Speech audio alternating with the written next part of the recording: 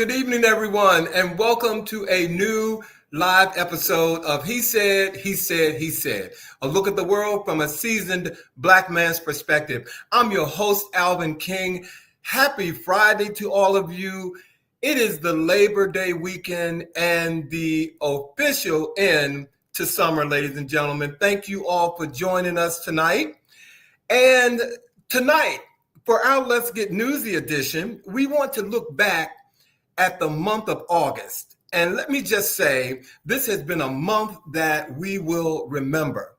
We are now just a little over 100 days into Donald Trump's return to the White House.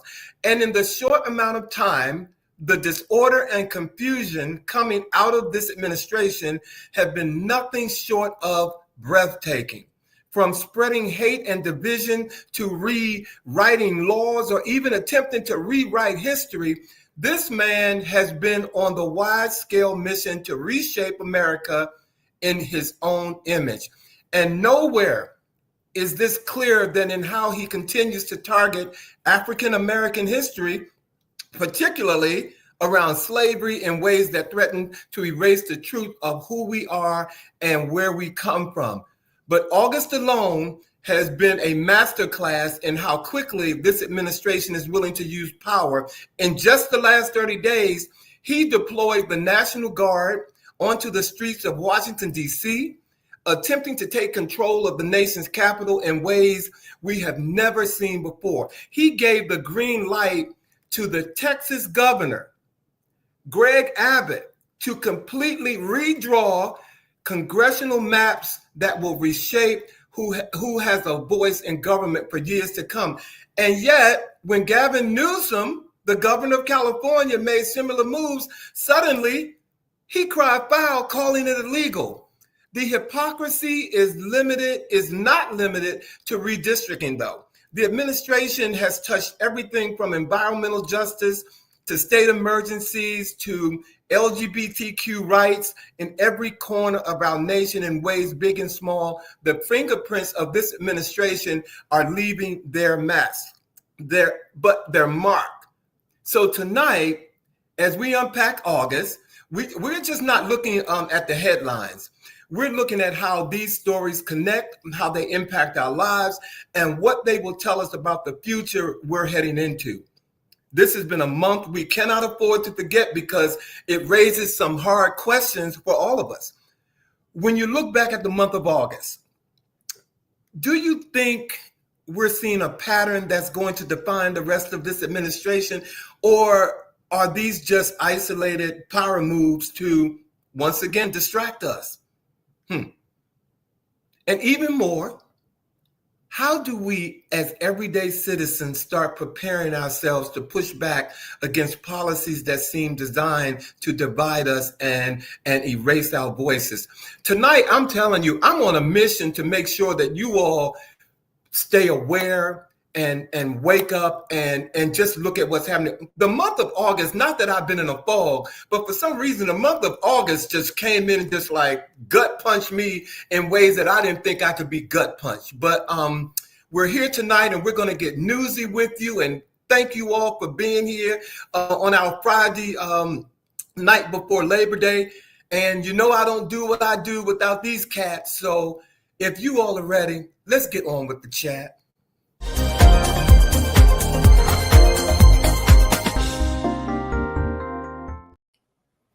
It's Hello, Labor guys. Day. It's Labor Day. It's Labor Day in D.C. Where you at? Where you at? Labor Day, but unfortunately, some people will still be working, which is the sin of the holiday. Oh, some people will still be working.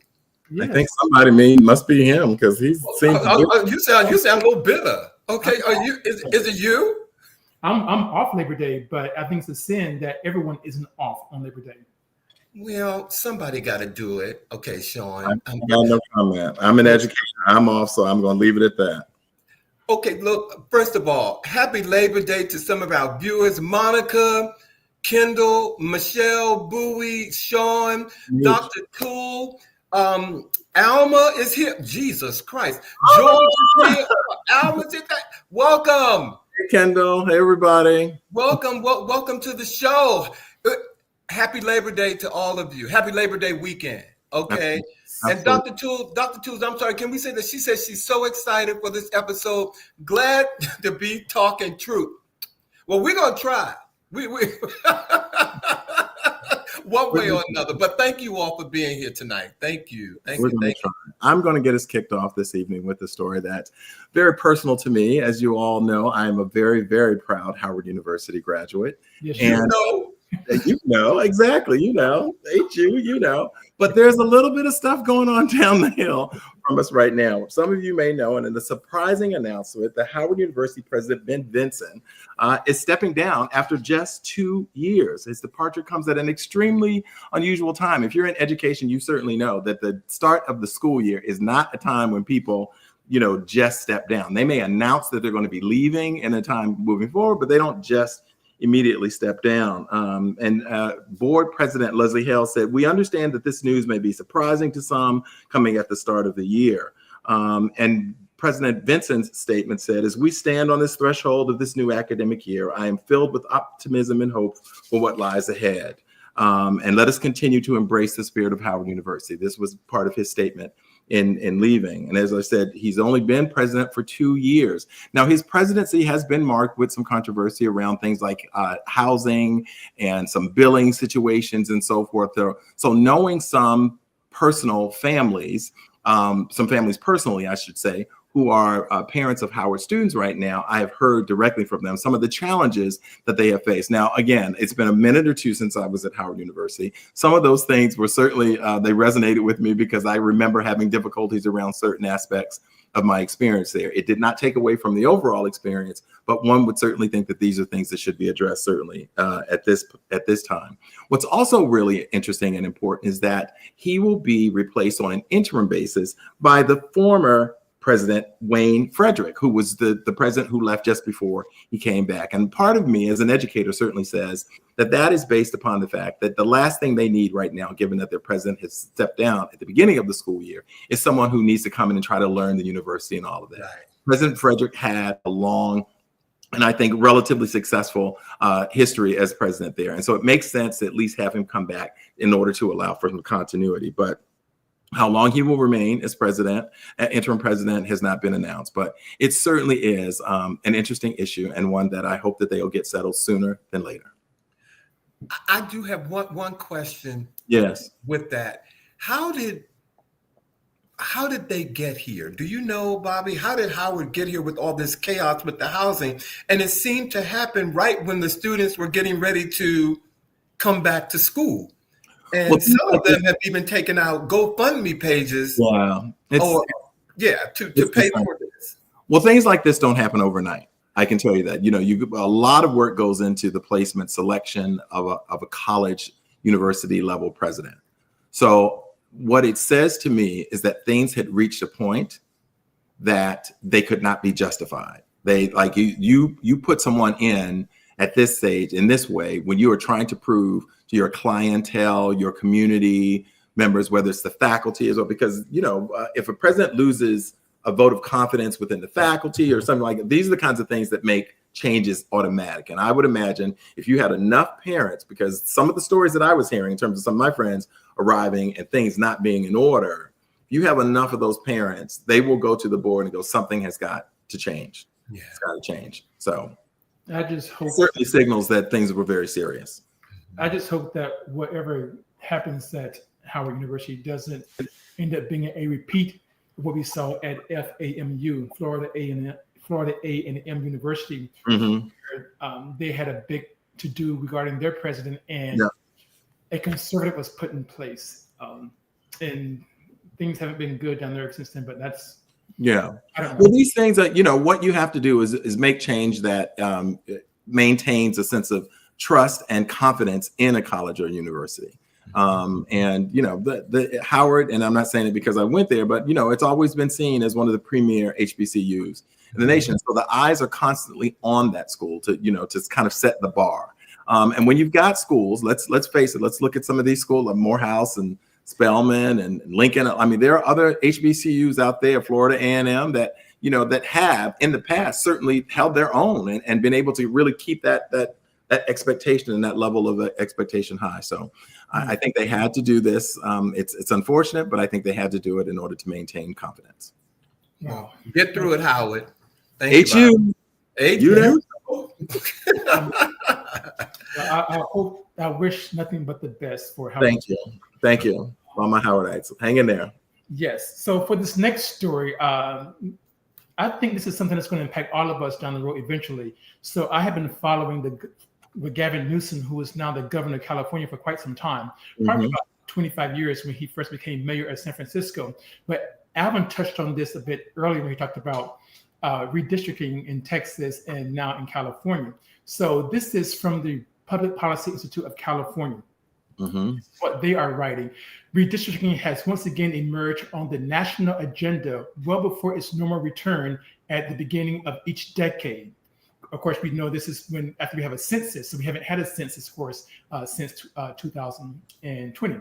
So this redistricting is really out of order. Needless to say, Texas Republicans are planning to withdraw their congressional districts to add 5 more seats for their party, and California Democrats want to respond with 5 more for their side. In Texas's plan, all decisions lie with the legislator and governor, while California's proposal will be presented to California voters by the governor and legislator for an up or down majority vote. This vote is still months away.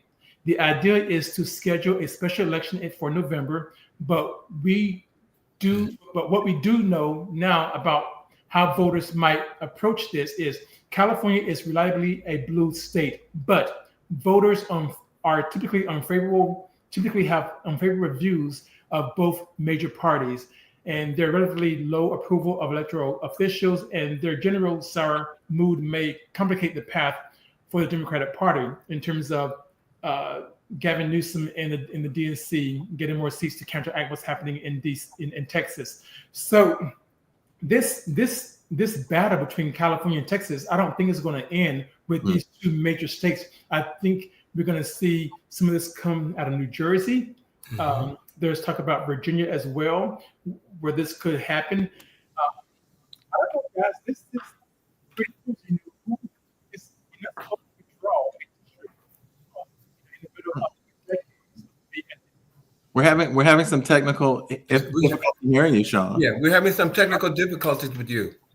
And while you're doing that, Dr. Toole put up a message that redistricting. She just read that Missouri's Republican governor has now been told to redistrict to find another illegal Republican seat in Missouri. Wow! So it's happening across the board. For those of you who don't or haven't been following this whole redistricting issue that has happened in Texas, you need to follow that because that's really, really important. So you need to. So thank you for that, Sean. Thank you. I'm sorry, was there anything else that you wanted to say? Well, I'm sorry that you're not really hearing. I'm going to try something different with the sound. But no, you said it all. Just keep watching this because it's going to end up impacting all of us at some point. Well, thank you. Well, and let me see, Dr. Toole said, because Dr. Toole has been reading. I love you. She said Trump just ordered Missouri, and there's talk of Indiana doing the same. This will spread across the country. It's like a fungus, and it's happening. So again, for those of you who don't know about it, please get into it. Tonight, our show is about sending you a message. Al McGill, you did say something also. Let me read what Al and I have to tell you, it was funny what she said. She talked about hanging out on Howard's campus so much that they thought she went to school there. You know what? You're going to make me pull out my Donna Summer bag, girl. Okay, but you're going to make me do it. How you doing, Marco Mays? Thank you for being here tonight. Well, guys, I have to say this. I don't say this often, but I want more. I want more. I want more. More. I'm talking about Wes Moore, ladies and gentlemen. Okay. I'm talking about Wes Moore. Okay, Governor of Baltimore. Okay. In this moment, when Donald Trump is trying to bully his way back into the national stage, sending, like I said, guard troops into states and labeling cities as crime-ridden or trouble, it is refreshing. No, it is inspiring to see a leader like Governor Wes Moore, step up while Trump is trying to tear down Baltimore with his words. Governor Moore reminds us of our resilience. He shows the nation that Baltimore is not broken. Baltimore is strong, and it is hopeful, and it is proud. And let me be clear. The Orange Man has even tried to spread lies saying that Governor Wes Moore, put that face up, Governor Moore, Governor Wes Moore once called him a great guy. That somehow Wes Moore is in his corner, but that is absolutely not true, ladies and gentlemen. Okay, Governor Moore has shown with dignity and strength that he will never bend to Trump's bullying. He stands firm, not with anger, but with truth. And when the Key Bridge was destroyed over a year ago and Trump tried to play politics with the rebuilding effort, Governor Wes Moore fought back. He made it clear Baltimore will not rebuild, not halfway, not delayed, but fully and with urgency. He is fighting for them, for the families, for the workers, the entire Maryland community that depends on this bridge. I'm giving Wes Moore his props right now because Wes Moore is not just standing up to Donald Trump. He is standing up for Baltimore, for Maryland, and for the truth. And that kind of leadership built on resilience, dignity, and courage to keep fighting for Baltimore is exactly what we need right now. I'm sorry. That's a positive message. I want more. Well, you're going to get more, Mr. Wes Moore, and he's taking note from Gavin Newsom, and we just need more Democrats to do the same thing. We need more Democrats to follow Wes Moore. We need more Democrats to follow Gavin Newsom, and we need these people to actually not be afraid of what this man's going to threaten. And I'm going to get into later on some things regarding Justice 40 and FEMA in terms of Wes Moore, but I'm going to say that for later. But we need to start fighting fire with fire. And right now, only two men are doing that, Governor Wes Moore and Governor Gavin Newsom. Well, you're up. You might as well get into the boys. We got you here now. You didn't brought it up, Sean, so you might as well go ahead and get into it. Okay. Well, you might as well. Okay. Well, this story, of course, is about FEMA. I'm sorry, about the federal government, Trump, that is. He's cutting federal support for environmental justice. So let me read you something here that I thought was very, very interesting regarding what he's doing. So he's cutting an initiative that was signed by Joe Biden, an executive order called 14008. And this initiative basically was to give money to help mitigate environmental injustices in communities across the country, including communities of color. Okay, and let me first say this. Okay, so for the first time in our nation's history, the federal government has made it a goal that 40% of the overall benefits of certain federal climate, clean energy, affordable and sustainable housing, and other investments flow to disadvantaged communities that are marginalized by underinvestment and overburdened by pollution. President Biden made this historic commitment when he signed Executive Order 14008 on tracking the climate crisis at home and abroad within days of taking office. To continue delivering on his environmental justice vision, President Biden signed Executive Order 14096 on revising our nation's commitment to environmental justice for all in April 2023. Now we have this initiative being overturned by Donald Trump. What I want to mention earlier regarding Wes Moore is that we all remember that in Western Maryland, where you have a lot of Donald Trump supporters, there was a flood, and people are still wondering about getting help from the federal government, and it's not happening. But closer to home, a lot of people were looking at putting solar panels on their homes. DC has a program that will allow you to get solar panels for free. That program which was part of this initiative, is coming to an end. Mm-hmm. So if you were planning to put solar panels on your home because of to save energy, to give back to the environment in terms of some clean energy, then you might want to look at this now because, like I said, this has been cut, and justice for the initiative is going away for the most part because it's Orange Man, and we're going to be suffering in terms of these programs like free panels or environmental justice in Black neighborhoods, or in Arizona dealing with the heat wave in indigenous communities. So it's not good all the way around. Mm-hmm. Well, and our environment, I mean, there was a time in my life, I'm going to be honest with you, where I'm going to honestly say, I'm sorry, I could care less about having a discussion about the environment. You know what I'm saying? There was a moment in my life that it just wasn't important. But over these last 20 years, we have seen the importance of having funding for our environment to protect it. And that's something that's impacting all of us. So it's really kind of hard for me, again, another gut punch, that they think that when we have these issues or there's no funding to protect us from certain environmental issues, that it doesn't affect them. Let me bring this closer to home for you all. We all live in Washington, D.C., and there have been many studies now to show that those folks who live in Ward 7 and 8 in Washington, D.C., which is across the river, when it comes to the temperature, the weather in that part of the city compared to Northwest D.C., is hotter across the river. Okay, and why is that? Because they don't have the environmental financial support they needed to do things like keeping neighborhoods cooler with trees or better sidewalks or water runoff. So this stuff is real. It is very real. There was a reason that the Environmental Protection Agency was developed, and it was certainly one of the first agencies that saw some really swift budget cuts with this current administration that seems to have very little belief in issues of climate change at all. Protecting water and air and all those things has never been more important. And when we see the types of weather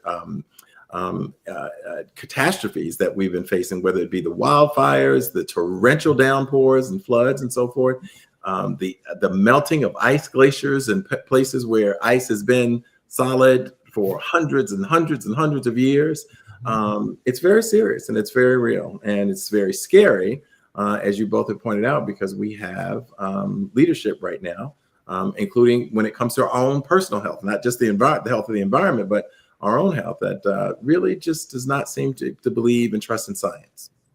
Yeah. Well, I see that we have, first of all, I've never seen this person. And first of all, I love the name, the Big Cheese.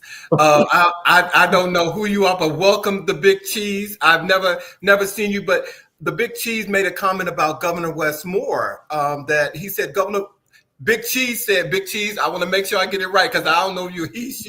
Big Cheese. Big Cheese, but we love Big Cheese. Governor Moore is going to lose a critical mass of Black voters because he is against reparations, tangibles, and Black anti-hate crime bills, specifically for FBA only, no reparations, no vote. Okay. Thank you. But he's not. But I mean, again, I don't know the full story, but I don't think he's against reparations. He was against a study, another study on reparations. That's what he actually vetoed. Okay, thank you. We'll clarify in the future. All right, thank you. He said, Big Cheese. I just want you to know that. And Dr. Toole said they are anti-science in every way, be it warming of our oceans or huge deadly storms, vaccines, medicines, and research funding. Watch out for the Big Cheese. Trust. Dr. Toole must know something we don't know about the Big Cheese. And Raw Health stepped back into the panel, ladies and gentlemen. Welcome back, my brother. Raw Health said, hey, guys, many Trump supporters continue to be upset that their low skills and racism do not shield them from the consequences of their vote. Now, there you have it. That's a word right there. Raw Health. That conversation that many people had no idea that they were going to be impacted by the insanity, and they have been. Yeah. Well, this is a huge segue for me because the Urban League has declared civil rights a state of an emergency. Mm-hmm. Okay. President Mark H. Morial and CEO of the National Urban League has sounded the alarm. Civil rights in America are in a state of emergency. And for those of you who may not know, civil rights is legal protections against unequal treatment in areas such as voting, education, employment, housing, and access to public facilities. Mm-hmm. They differ from civil liberties, which are more about fundamental freedoms like free speech or freedom of religion. Civil rights focus on equality and fair treatment under the law. According to the Urban League, this is not rhetoric. It is a somber warning that the protection so many fought and bled for are now under attack. Mm-hmm.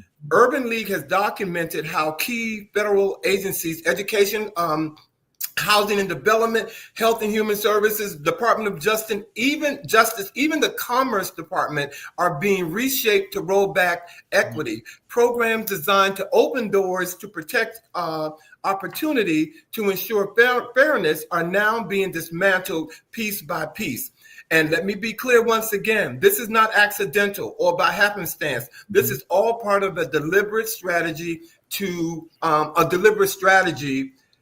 divide marginalized groups, to pit communities against one another, and to create exclusion where inclusion once stood.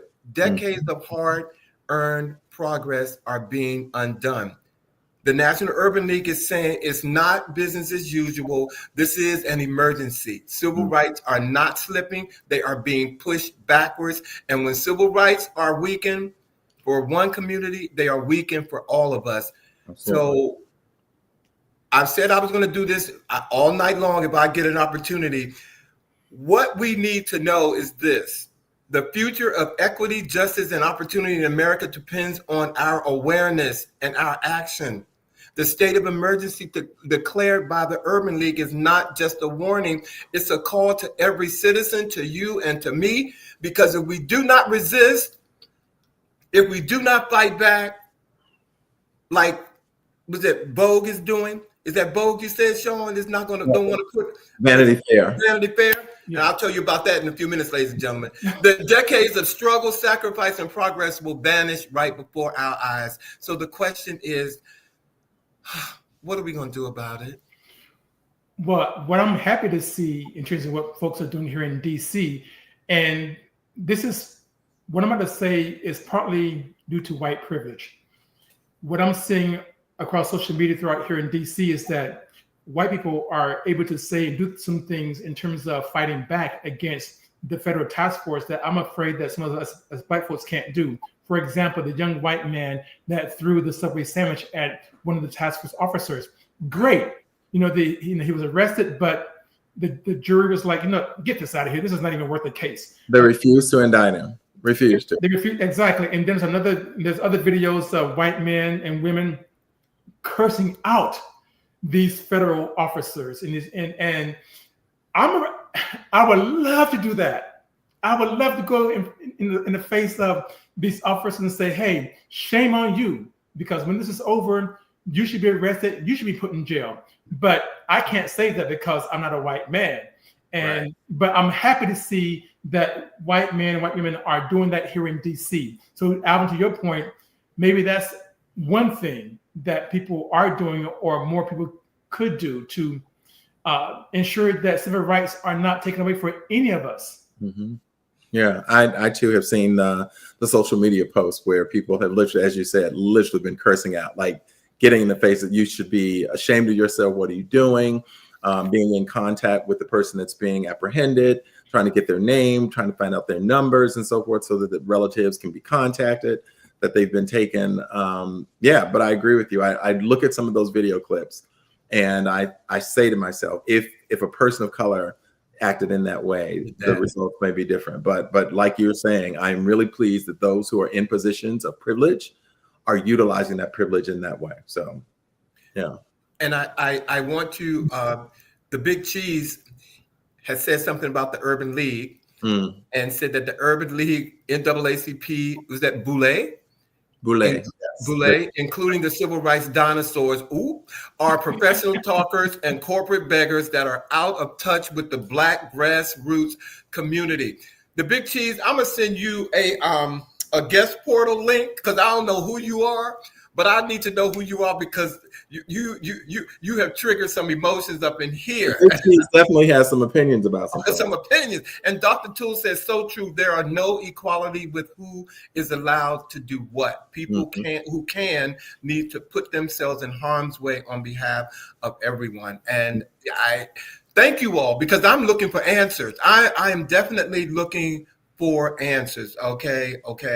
Well, stories continue with some of the challenges that we face in the political scene. And I've often said to people, that one of the things, and I know, fellas, you guys know this well, we are all, as Sean said, Washingtonians. We're here in the district, and our local news is national news. And so we get to see, things that other cities wouldn't necessarily see up close and personal. And this next story talks about a recent judgment by the Supreme Court. It was a narrow 5-4 ruling, which means that $783 million in NIH programs, many of them targeting breast cancer, Alzheimer's, HIV prevention, and mental health research, disproportionately, of course, affecting marginalized communities, is likely to be cut.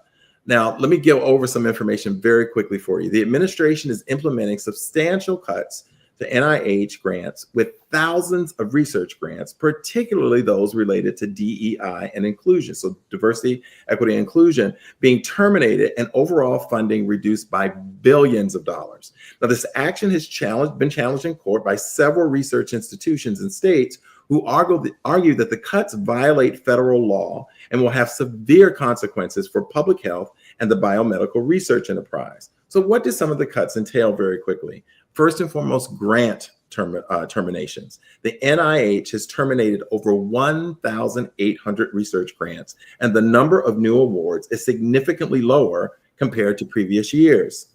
DEI-related cuts. A significant portion of cuts target research related to DEI initiatives, aligning with the administration's priorities of eliminating this. Impact on research fields, which is critically important. Some fields of study, such as research into the health of transgender people, have lost funding altogether. Quickly, the big issue for many people is they feel that these cuts are a violation of federal law. Now, the loss of billions in funding has forced research institutions to lay off staff members and could lead to the closure of many university labs. And plaintiffs who are trying to fight this argue that these cuts will lead to incalculable losses in public health and human life due to the reduced research on critical diseases. And as we said, many of them mention disproportionately impacting communities of color and underserved communities.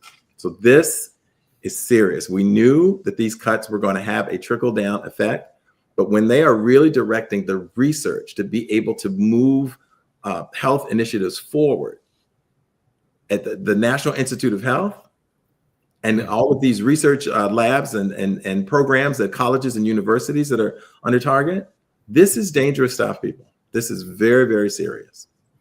Bobby, this is beyond dangerous. This is pure capitalism. Now, what do I mean? You mentioned cancer. You mentioned Alzheimer's. You mentioned HIV prevention. Okay, what good does it do these organizations, these corporations, when we know that from research with all three of those issues, they're close to cures. They're getting closer. Yeah, they're close to a cure on HIV. They're close to a cure for Alzheimer's. They're close to a cure on various cancers. So they are purposely, because of capitalism, delaying cures for these ailments. They can make money. To make money. It's shameful. It's shameful. Sickening. It's shameful. And it's being supported, by an administration, again, that does not believe in science. Does not believe in science, and certainly understands the implications of these cuts in terms of which communities will be most directly impacted. See, you all are like really, really. First of all, I love you all because you're giving me all kind of segues into my next issue or my next report. There was a time that wasn't so long ago after George Floyd was murdered that the world seemed to wake up. And millions took to the streets. Black Lives Matter became a rallying cry for justice, for dignity, and for change. There was solidarity. There was hope, you guys. For a moment, it felt like we were on the cusp of real transformation. But here we are today, and that wave has faltered. Vanity Fair put it bluntly. We are all George Floyd now. Absolutely. Absolutely. And let me say it again. We are all George Floyd now. Because what we're seeing today is not progress, it's backlash. This administration and his allies and their allies are pushing Project 25, and we all know what that is. They want to turn back the clock on diversity, on opportunity, as we've been saying all night, or justice itself. We see DEI programs that are under attack, voting rights are rolled back, and grassroots resistance is still fighting hard. Yes, but let's be honest, they're not winning the way they should be. The ground that was gained in the wake of George Floyd is being chipped away. So the question is, are we all now George Floyd? We feel like it. And with the system, with a system and with a movement, with leaders willing to put their foot, on our, collective neck, denying us air, denying us equity, denying us justice. Because if the answer is yes, that we are feeling like George Floyd, then the next generation is even more urgent. The next question is even more urgent. I'm sorry. What are we going to do about it? That's my message tonight. Yeah, because it's a constant and consistent question almost about every story that we've heard. I want answers, you all, please. And I do. I'm looking for answers. I'm ready to fight. I just don't even. I do things, but I just don't feel like. I feel like that something's on my neck. Yeah. Yeah. Did you see Alma's answer? She echoed the 92%. I personally am participating in the 92% movement, but I have challenged each and every one of my non-brown friends and family to get up and get out to do something. That is what will make a difference. Brown people cannot do it alone. Amen. We're not the only ones affected. And Marco May is my beautiful brother here. He said, this is extremely scary. This has the potential to take every biomedical research back to zero, right? And can I interject also? Didn't I hear something that Sean, I think I said something the other night in the meeting, Africa, where they have found was it Africa? Yeah, it was South Africa. Actually, South Africa is taunting that they may have a cure for HIV. Now, right now, it's only at a 20% rate. So meaning that when they give people this treatment, 20% so far are being cured from HIV. And that's in South Africa. That's in South Africa, correct? Yeah. And the big cheese. Well, first of all, Rodney Brooks. So Rodney said something earlier. He said to make sure that the big cheese. He said, good evening. Let's make sure the big cheese isn't a bot. A bot. What? I don't know what an AI generated kind of like. Oh no! The big cheese came highly referred by Dr. Toole, Rodney. I think Dr. Toole knows big cheese. Big cheese is not a bot. It's not a bot. Okay. The number one solution to 90% of the problems in the Black community is to close the wealth gap between Black and white Americans by paying FBA reparations for 300 years of slavery. I'm sorry, I don't have a microphone that I can. The big cheese is clearly in support of reparations. I don't have. Yeah. Clearly. No about that. Clearly. Thank you guys. Yes, thank you, everyone. Well, Alvin, you keep asking what can we do, and I think there's a lot we can do. And so I was in a meeting with Councilmember Zachary Parker the other night, and this same question came up. And we can send letters to our congressmen, to our senators, and we can spread the word to our Facebook friends and Instagram friends, et cetera, and so forth. But over at FEMA, the employees there have done something a bit different. They actually are taking a big risk. So let me tell you what happened here. So this is coming from CNN and News Press Now. The Federal Emergency Management Agency on Tuesday placed several employees on administrative leave effective immediately, just one day after they signed an open letter warning Congress that the Trump administration's sweeping overhaul of the agency could lead to catastrophic failures in disaster response. So the letter that they all signed is called Katrina Declaration. Of course, we know what that refers to, where that comes from, although that was during the Bush administration, but it still applies. The letter accuses President Donald Trump and Homeland Security Secretary Kristi Noem, whose department oversees FEMA, of undermining the agency's capabilities, ignoring its congressionally mandated authority, and appointing unqualified leadership. The group calls for FEMA to be shielded from political interference and for its workforce to be protected from politically motivated firings. There you go. So an open letter, I think that's a good first step. Okay. See, when you fool around and find out with FEMA, that ain't a good thing. Okay. Yeah. You don't fool around and find out with FEMA. When you start, again, we're talking disasters that some people are still reeling from before this person took office. Western Maryland, I said it earlier, Western Maryland, those folks who overwhelmingly voted for the Orange Man still have not received any kind of federal aid. Okay.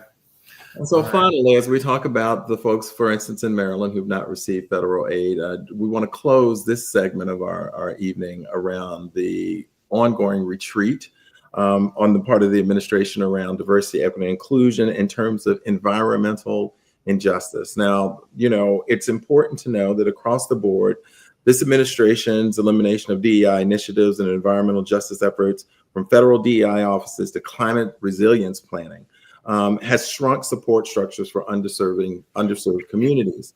And, we don't have to look very far for a number of kind of high profile cases of environmental injustice that support how disproportionately they impact underserved communities. We all remember the Flint water crisis, where a majority Black city had its water supply actually switched to a contaminated source, or the Louisiana's Cancer Alley, which was where a predominantly Black community lived near a toxic chemical plant.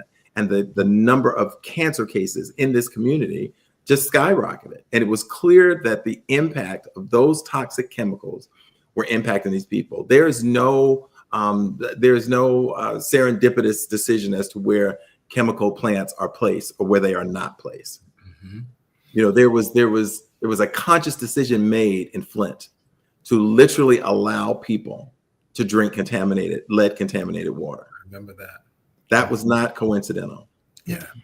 It's not coincidental. And it just adds to the ongoing and long-term history of distrust between communities of color and the medical profession, as well as the government. Again, we've talked about, that famous Tuskegee experiment where people the government was studying how a disease would play out in people of color, actually injecting some of them with the disease to see how it would manifest in the human body. Awful. So there is a long history of distrust and this whole notion of environmental injustice. Again, when America catches a cold, Black and brown communities catch the flu. It hits us harder each and every time. But we know how to survive. Well, ladies and gentlemen, those were, again, we're just giving you some of the gut punching stories that we wanted to talk about that happened in August. Okay, so thank you all. This has just been August, okay? But we're going to give you all. We got some entertainment news that we want to share with you all, and so I want to go back to what we talked about last week. For those of you who may be under a rock and didn't know, but on August the 25th, Little Nas X pleaded not guilty to 4 felony charges following a bizarre early morning incident in Los Angeles where he was found nearly naked on Ventura Boulevard, allegedly charged police officers and was hospitalized for suspected overdose. The charges include 3 counts of battery on a police officer and 1 count of resisting an executive officer. Bail was set at $75,000, and the judge required him to attend Narcotics Anonymous meetings. Additionally, though, the reports described how he was seen in only underwear and cowboy boots behaving erratically, such as putting a traffic cone on his head and raising concerns from fans about the cause of this meltdown, whether mental health or publicity driven. I got one thing to say about all of this now that it's played out. Mm-hmm. Where are the policemen or the people who should be educated, or when someone's having like a mental health crisis? Where are they? Who in the you see somebody walking down the street in their drawers? That's a mental health crisis. I don't think there was anybody on now there. He said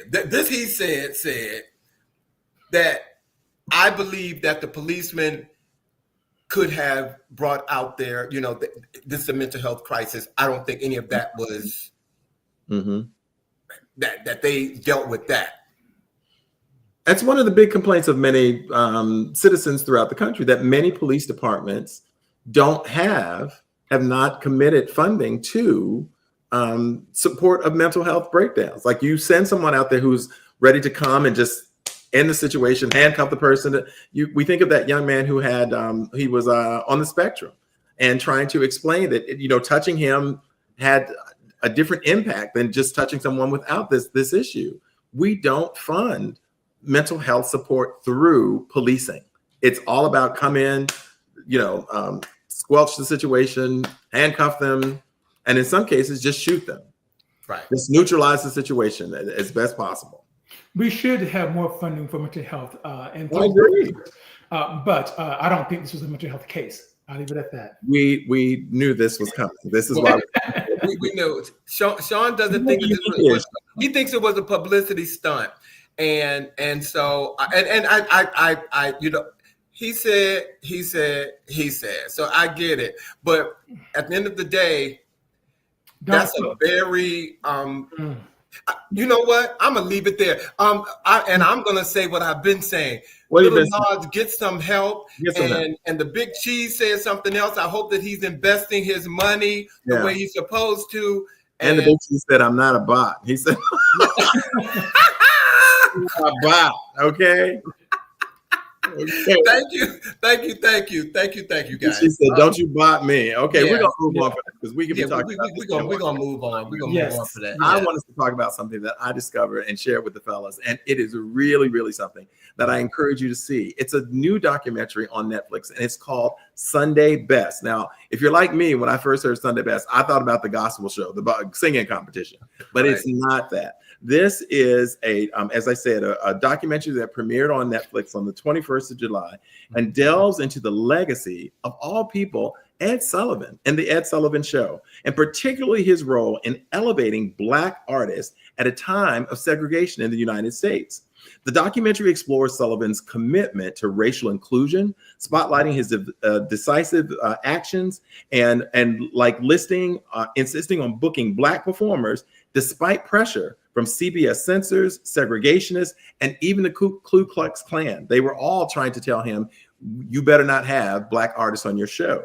Right. The film is rich with archival footage of legendary performers like Harry Belafonte, James Brown, Nina Simone, and interviews with folks such as Oprah Winfrey, Smokey Robinson, Dionne Warwick, Berry Gordy, and others. Now, beyond its musical significance, Sunday Best positions Ed Sullivan as a civil rights, not just an ally, but an accomplice. He was working for the cause, not just supporting it in theory, but actually working for the cause. His insistence on inclusivity made mainstream representation at that time possible. Who knew? All those years, I certainly know as a child, I was watching Ed Sullivan Show and seeing some of these very people performing without the knowledge at that time as a young boy of all that he went through personally to ensure that these Black artists would get that type of exposure. So I want to tip my hat to Brother Ed Sullivan. And I encourage you all, if you have Netflix, check out Sunday Best. You know what? And they need to call you because you sold that, Bobby. You're going to make me go back and look at it twice. Okay? Because I really loved it. It really was good. It was good. But you know, if any of you are seasoned enough to have seen Ed Sullivan, the Ed Sullivan Show, you saw the number of Black entertainers that would come on that show. You left feeling better than you did when you arrived after you saw Ed Sullivan. So I actually think that the Ed Sullivan Show was the first time I'd seen the Jackson 5, I believe. Mm-hmm. Mm-hmm. Well, I think I saw them after they grew up a bit, but if you saw when they were little boys, okay, I'll give it to you, Bobby. Please send the best. That's what you need to take away from my story. See, okay, entertainment news. Okay. Well, look, I just want you all to know, I said it, and who's seen it? Have you seen it, Alvin? Once. I'm gonna see it again because your PR stunt worked. Okay, it worked. Well, I have not seen it. You know, I don't know if I'll see it or not. You know, that was before my time, so I never saw an episode of Ed Sullivan. Are you really trying to get your feelings hurt on air? No, I'm telling the truth. I've never seen an episode of Ed Sullivan. I'm not saying that you're not telling the truth. It's just the way that you're saying, well, that was before my time. I've never. Correct. Him and Marco Mays both. Go sit down. Okay, right. But anyway, Marco. Next. Okay, next. Okay, anyway, the next story is a bit more contemporary. Wow. Okay, so there is a new musical coming out in October starring Jennifer Lopez. I'm not very thrilled about it because the movie is a remake of the 1985 musical Kiss of the Spider Woman, which is based off the 1976 book by the same name. So Jennifer Lopez is playing Ingrid Luna, who is the female lead, if you would, in the musical, who basically is the visionary of the protagonist, Molina, who shares a cell with his with a guy named Valentina. So Molina is the gay guy who is telling all these stories about Balenciaga and his love of the theater and the screen and his fascination with the female lead played by Jennifer Lopez. Now, I never saw the musical on Broadway. Of course you did. But I do still have the CD of the musical starring Vanessa Williams, and I read the book about 30 years ago. So again, I don't have much to say about Hollywood that's positive, and this is another example of Hollywood not being creative. Now, I will say that I do like the fact that with this new musical with Jennifer Lopez, they are really doing the right thing by having a Latino cast. Okay, because in the original musical in the film, a white man played Molina, and it should have been a Latino man. Okay, and of course, Vanessa Williams played the female lead on Broadway, and I think that character is kind of ambiguous in terms of her ethnicity. And the other guy, Valentina, he is, of course, is also Latino. So I do like that aspect. I like the fact that we're seeing a Latino film, if you will. We haven't had a full Latino movie in about 2 years, I believe. The last musical starring a Latino cast, if you will. But Jennifer Lopez, can she really sing those songs? I don't know. You'll have to tell me because I sure won't watch her. I promise you I won't. So you all can tell me, but you can't kick a girl with a hustle. So you go ahead. I'll see that. So, you go ahead. So we're gonna say kudos to Jennifer. Real quick, I got some. Rodney Bryan says that the Jackson 5 first appeared on the Hollywood Bowl TV show on a Saturday night. They appeared on the Ed Sullivan Show about 2 weeks later. Yes, I remember. Oh, okay. Rodney's probably more seasoned than all of us at this desk tonight. But thank you, Rodney. Wow. I mean seasoned in watching TV. Oh, don't be trying to. Don't be. And the Rodney, I love you, Rodney. I want to. The Big Cheese said something. I just want to capture that because he said what I love about Trump. Ooh, hold on. Is honest about his what? His WS. What is that? His word. Help me out, because I'm not good with his WS. I'm going to say wild shit. And views, and he will force the FBA family to get a code and practice gatekeeping our culture and lineage. What? Okay, okay. Y'all heard that, viewers? Y'all just read the Big Cheese comment, so you all could go in there. I got one more piece of entertainment news. If you all need something else to look at, if you haven't seen it already, then. The Truth About Jussie Smollett, ladies and gentlemen, on Netflix. Okay, it is also very good. It is very good. It first aired on August the 22nd. It's a 90-minute documentary that revisits the infamous 2019 incident Smollett's reported attacked, the ensuing legal saga, and the media fallout. The highlights from this documentary is that it features interviews with Smollett, the Osundario brothers, if you all know who they are, the police officials, attorneys, and journalists. The film probes inconsistencies in the public narrative and suggests potential law enforcement biases or mistakes. Some of the critics have mixed reactions about it. Myself, I saw it and I walked away feeling like Jussie Smollett wasn't a total liar. That's what I can say. Now, I don't know why anybody would get beat down and grab your sandwich and get it, bring it in the house. I don't know why that sandwich was more important than you getting kicked in your stomach. I want you all to see the documentary because there are some points in there that will make you go, Can I say this? You can say whatever you want, Sean. Well, not whatever you want, but go ahead. Yes. Any omission of the truth or facts is still a lie. Okay, all right. And with that, we're going to move to sports, ladies and gentlemen. Jussie Smollett is what Marco Mays is calling him, and I want you to know that the Big Cheese did clarify. WS stands for white supremacy. Thank you. Okay. Thank you. See, Big Cheese, I love you for being on this show tonight, but I tell you better spell it out, baby. You got to spell it out. Thank you so much. Thank you. Al McGill, what are you saying? You're not going to watch it? She's not watching him either. I do. But she will support and watch his siblings decorating shows. Thank you. Ladies and gentlemen, let me remind you all, we are close to the end of the show and we're going to go over. So we love that you all are here. And my producer just put in here the W/S means white supremacy, but I saw it later, but I got it now. But here we go. Okay. But we are going to go, I'm so time conscious. But we're going to move on to some sports right now. And as you all know, the U.S. Open began this week on August 24th under a 15-day schedule and included a record $90 million prize pool with $5 million awarded to each singles champion every time they win. And that beautiful Althea Gibson poster too. But I've been watching the match, but this week it got so spicy, ladies and gentlemen.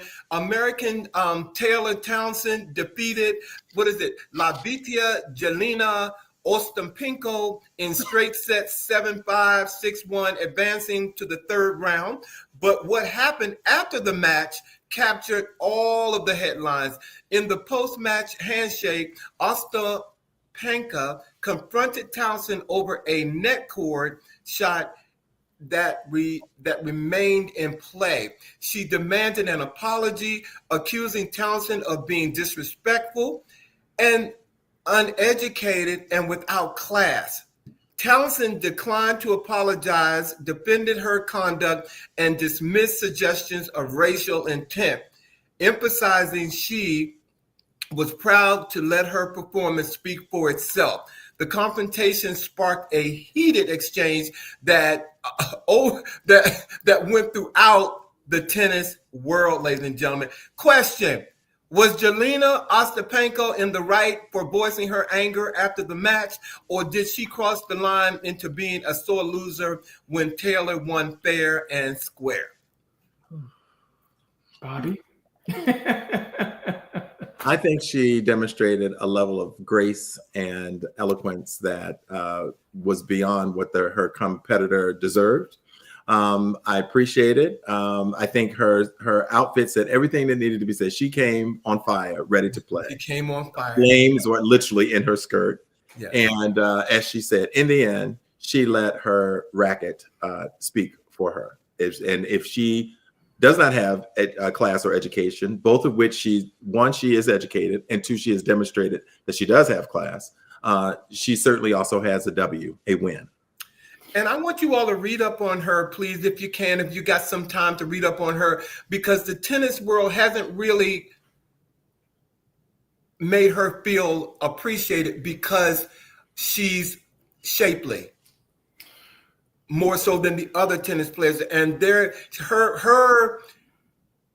walk to success in playing tennis has been a struggle for her because she hasn't been able to do it because they're looking at her size. Mm-hmm.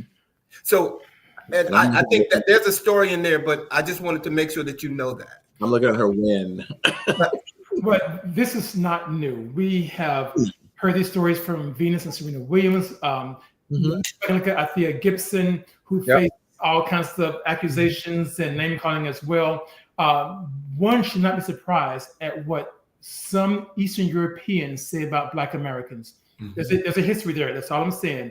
Do your research and you understand what I'm talking about. Mm-hmm. Mm-hmm. But can we say something positive about the U.S. Open? Yes. Yeah. Well, first of all, that Althea Gibson poster is fabulous. I want to say that. So. Yes. Go ahead. The oldest player at this year's U.S. Open is none other than my favorite tennis player, Venus Williams.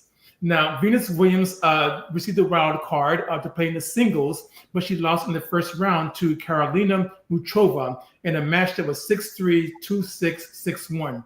I think that says a whole lot about Venus Williams going to 3 sets in this wild card because she was dismissed from the very beginning.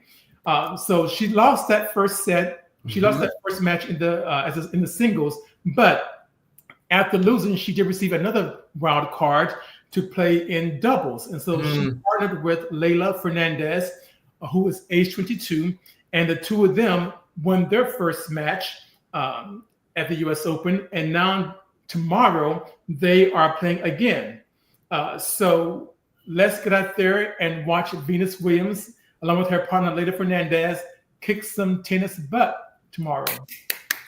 I can't wait. I'm team Venus. I knew he was excited about that story. I know he was. Yes, I was. I've always seen it. Serena is great, but I always preferred Venus over Serena. Yeah. Okay. I ain't gonna say that. Well, we are kind of big time conscious, and I want to wrap up this evening with our story about one of the stars of the WNBA, and she is uplifted. She's a lightning rod for criticism, but there's no denying she's had an impact on the WNBA, and that's Caitlin Clark.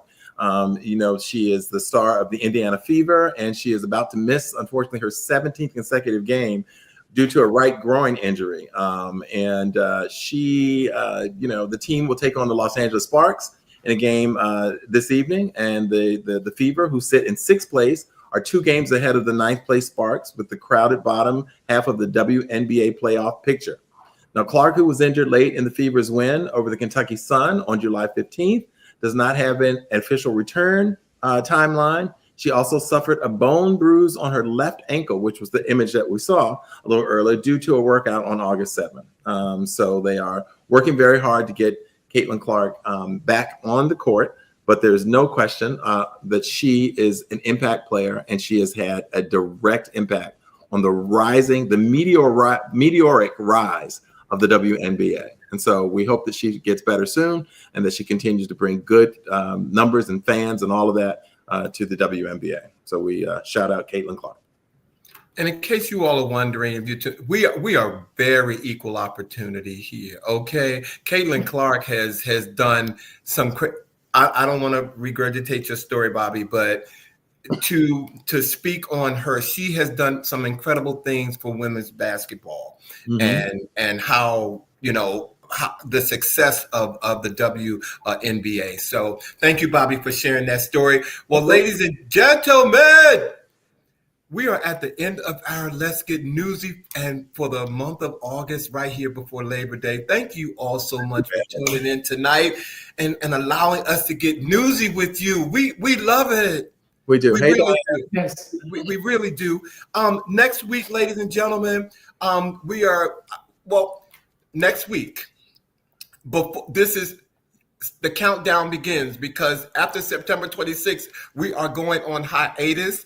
And for our season 4 will close on September 26th, and we're going to be gone. And we'll tell you more about that as we get closer to September 26th. But next Friday, on September 5th, we have with us a show that we've been wanting to do with an organization called Seabury Resources for Aging.